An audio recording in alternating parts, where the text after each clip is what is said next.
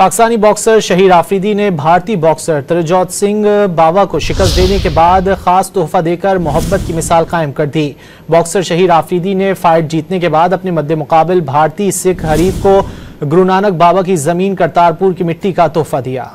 Pakistani boxer Shaheer Afridi ने भारतीय boxer तरजौत Singh बावा को शिकस्त देने के बाद खास तोहफा देकर मोहब्बत की मिसाल कायम कर दी।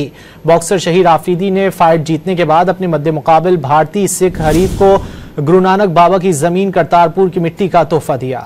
पाकिस्तानी बॉक्सर शहीर आफरीदी ने भारतीय बॉक्सर तरजौत सिंह बावा को शिकस्त देने के बाद खास तोहफा देकर मोहब्बत की मिसाल कायम कर दी।